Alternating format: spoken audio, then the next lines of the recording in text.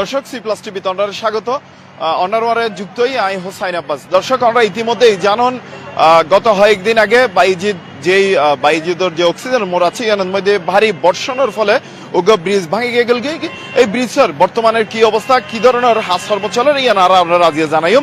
আর এখন সরাসরি অনার দেখায় যে ব্রিজ ভাঙ্গিল যে অক্সিজেনের পরেই একদম 2 নম্বর গেট যাওয়ার যে রাস্তা এই রাস্তা একদম ব্যস্ত উগ্র সড়ক, বিভিন্ন ধরনের আন্তজেলা গাড়ি এবং যে বিভাগীয় যেসব গাড়িওয়াল আছে ওই রাস্তাগুলো দিয়ে চলাচল করে।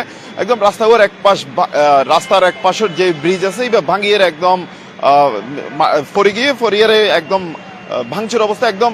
তারপরে এই যে চট্টগ্রাম সিটি কর্পোরেশন মেয়র থেকে শুরু করি প্রায় সংশ্লিষ্ট দপ্তরের চট্টগ্রাম জেলা প্রশাসক বেগুন আগের এই ব্রিজ ভিজিট করে গিয়ে বর্তমানে চট্টগ্রাম সিটি কর্পোরেশনের পক্ষ থেকে খুব ব্যস্ত হরমচলের আরাত দেখির বিভিন্ন কর্মীও এরা আছে তারা হাজগরের এবং এরা সিটি কর্পোরেশন কর্তৃপক্ষ যারা আছে তারা হত হয়ে এবং দ্রুত সময়ের মধ্যে এই ব্রিজ নির্মাণ করে দিবে বলে আর জানাইয়ে। তবে আরা যতটুকুই জানিত পাইলাম বা দেখির এডে আগতনে ওয়াসা এবং সিডিএ হাজগরগিল সিডিএ হালোর হাজগরগি আর ওয়াসা যে পাইপলাইন আছে এই পাইপলাইনের হাজগরগি এই পাইপলাইন এবং সিডিএ হালোর হাজ গড়ানোর ফলে হয়তো আরা বিভিন্ন জনলা হত হয়ে দারণাগরের এই যে আগতন যে ব্রিজ আছিল ব্রিজ এবার হয়তো তলা জিয়ান আসিয়ানি নরমগলগে, যার ফলে এক পর্যায়ে জায়গায় পানির বর্ষণ এবং বাড়ি বৃষ্টির বর্ষণ এবং পানির ধাক্কায় স্রোতে এই ব্রিজের যে জায়গাতে নরমগল গিয়ে মাটি যখন গিয়ে এই সময় মধ্যে আইরে পরিগেল গই। আরা দেখির চট্টগ্রাম সিটি কর্পোরেশনের পক্ষতন মানুষে হাজগরের এবং ড্রেজার দিয়ে তারা যেই সমস্ত ময়লা আছেন পরিষ্কার করে ফেলার। তবে তারা আরারে জানাই খুব দ্রুত সময়ের মধ্যে এই হাজ গরিব এটা চট্টগ্রাম সিটি কর্পোরেশনের বিভিন্ন দায়িত্বশীল আছে আর এইটারা লাইট্র হত হয়ে আসলে ইন করতে হদিন লাগিব বা হতরিয়া পর্যন্ত খরচ হইতে পারে। আরা সরাসরি দর্শক সরাসরি অন্ডারে আরা দেখায় যে ভারী বর্ষণের ফলে যে ব্রিজ একদম যে পানির ধাক্কায় যে তলায় গেল গিয়ে এই ব্রিজ ভাঙি গিয়ে এই ব্রিজ সরাসরি দেখায়।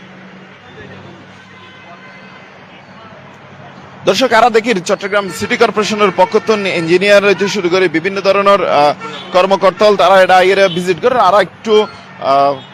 আরেকটু হতহিম চট্টগ্রাম সিটি কর্পোরেশনের একজন দায়িত্বশীল তিনি ইঞ্জিনিয়ার পাবেল সাহেব আরেকটু হতহিম। ভাইয়া আচ্ছা এটা কি আপনার দায়িত্বে?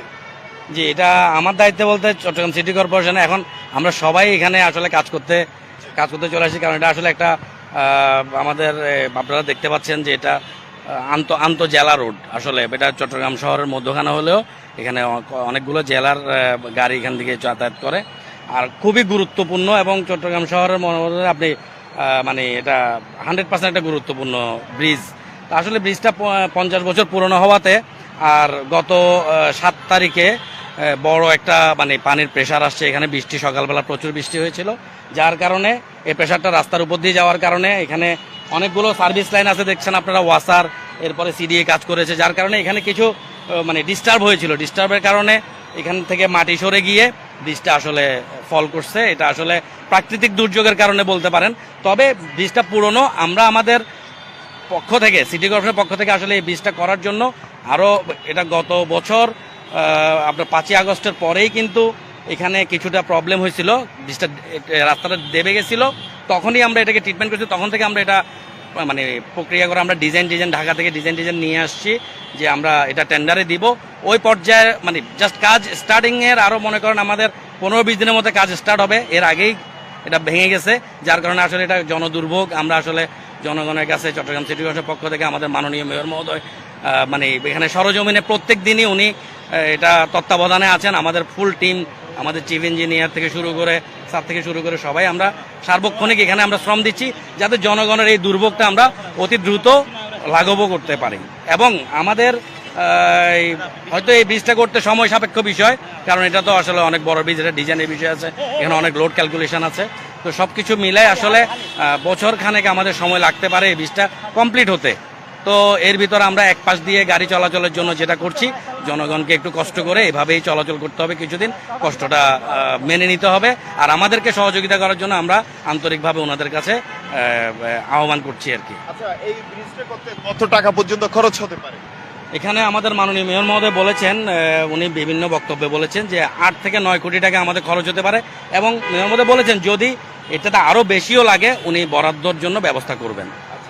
তাহলে কি আমরা আমাদেরকে সাধারণ মানুষ যারা আছে তাদেরকে 1 বছর পর্যন্ত অপেক্ষা করতে হবে এই ব্রিজের জন্য?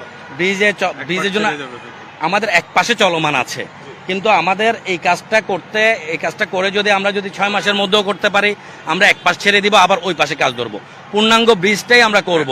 তো পূর্ণাঙ্গ ব্রিজটা করতে আমাদের 1 বছর থেকে আরো বেশি সময়ও লাগতে পারে, কারণ আপনারা দেখছেন যে বর্ষা আসলে এখনো শেষ হয় নাই, কখন বর্ষা আসে, আর বর্ষার মধ্যে আসলে এই ধরনের কাজগুলো করা খুবই টিপিক্যাল বিষয়। তো সুতরাং আমরা চাই যে অতি দ্রুত করার জন্য আমাদের যেমন 3 দিনের মধ্যে কিন্তু আমরা এটাকে রিমুভ করার চেষ্টা করছি। আপনারা দেখেন খুবই দ্রুত, রাতে দিনে আমাদের এখানে কাজ চলছে। আমাদের পক্ষ থেকে আসলে আমরা কোনো রকমের গাফিলতি বা আমরা করছি না, জনগণকে সর্বোচ্চ প্রায়োরিটি দিয়ে আমরা আমাদের কাজগুলো শেষ করার চেষ্টা করছি।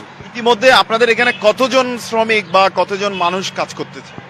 আমাদের এখন তো দেখতেছেন আপনি বিভিন্ন ইকুইপমেন্ট এখানে আছে, বুলডোজার, আপনার এই যে হ্যামার ড্রিল থেকে শুরু করে সবকিছুই আমাদের এখানে পর্যাপ্ত পরিমাণে আছে। আর লেবার বলতে পরশুদিন থেকে আমাদের রাতে দিনে এটা আসলে কাউন্টেবল না, আনকাউন্টেবল, যখন যা লেবার লাগছে আমরা তা করছি। যেমন ওখান দিয়েও কিন্তু ওই পাশ দিয়েও আপনারা দেখবেন আমরা কিছুটা ট্রিটমেন্ট করেছি, ওখান দিয়েও কিন্তু মাটি সরে গিয়েছিল, গর্ত হয়ে গিয়েছিল। তো যাতে ওই পাশ দিয়ে গাড়ি নির্বিঘ্নে চলাচল করতে পারে, মানুষজন নির্বিঘ্নে চলাচলে কোনো রকমের দুর্ঘটনা না হয়, সেই জন্য আমাদের চেষ্টা চলছে। তো প্রতিদিন অন্তত আমাদের এখানে 50 থেকে 40-50 জন লেবার আমাদের এখানে কন্টিনিউয়াসলি কাজ করে যাচ্ছে। ধন্যবাদ। দর্শক, এতক্ষণ তিনি যেভাবে জানাইলেন যে চট্টগ্রাম সিটি কর্পোরেশনের পক্ষ প্রতিনিয়ত 50 থেকে 50 জন 40 জন তারা এভাবে হাজগরিজার যে আরা দেখি বিভিন্ন শ্রমিক হলে তারা হাজে খুব বেশি ব্যস্ত। তবে একখান দুঃখের বিষয়, যাতে ব্রিজের এক পাশ বা আগে অন্য পাশ দিয়ে যে গাড়ি চলে, এই গাড়ির চলাচলের ক্ষেত্রে যাইয়ে যেহেতু এক রাস্তা দিয়ে ডাবল গাড়ি চলে, সেই ক্ষেত্রে অনেকটাই গাড়ির যানজট সৃষ্টি হয়। কারণ এই বলতে সবচেয়ে এই যে অক্সিজেনের তুন যারা বিশেষ করে চট্টগ্রাম শহর যাব তারা সবচেয়ে গুরুত্বপূর্ণ সড়ক, এই সড়ক দিয়েও যেসব গাড়ি চলাচল করে তারা আসলে অনেক ক্ষেত্রে দুর্ভোগ পড়ে, কারণ যানজট সৃষ্টির ফলে দুর্ভোগ তৈরি হয়। এবং আমরা আরেকটু হয়ে রাখি, এই যে দুয়া রাস্তা আছে মুরাদপুর দিয়ে যাবো আর 2 নম্বর গেট দিয়ে, কিন্তু এই দুয়া রাস্তাও একটু ভাঙাচোরা, আর আর নিউজের মধ্যে দেখাই আর একটু দেখাই এই যে ব্রিজ ভাঙানোর ফলে এই যে গাড়িয়ান এক পাশে দিয়ে চলাচল করে এটা এগুলো যানজট সৃষ্টি হওয়ার কারণ যেহেতু এক পাশ দিয়ে তারা তো গাড়ি চলাচল করা পরে যদি